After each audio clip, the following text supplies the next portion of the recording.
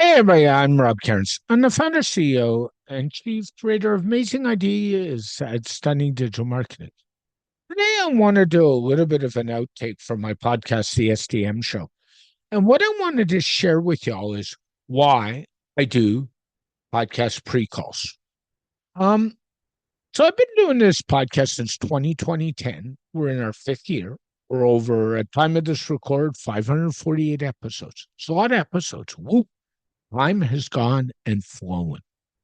But I've learned a lot of things on the show. And one of the things I've learned is if I have a new guest who I don't know, I need to do a pre-chat with them. Usually 15 or 20 minutes. I usually book it for a half hour. And just talk about, find out what they're like, what their energy's like, what their synergy's like, how compatible we are, whether my listeners will like them, and so on.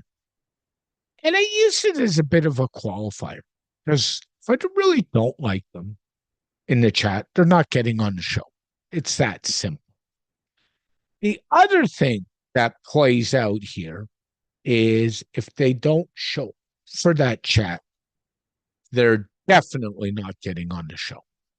And last week, I wrote a bit of a blog post where I talked about a gentleman who I won't name who booked a pre-call and then didn't show.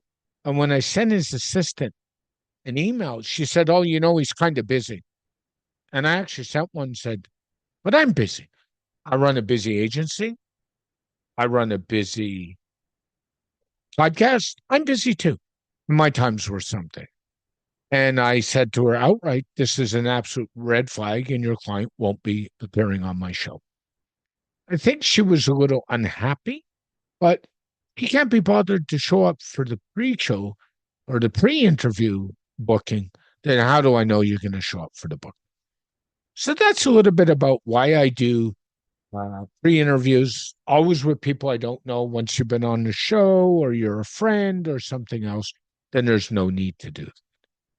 Rob Cairns talking about why I do podcast pre-interview calls. Talk to y'all soon. Bye for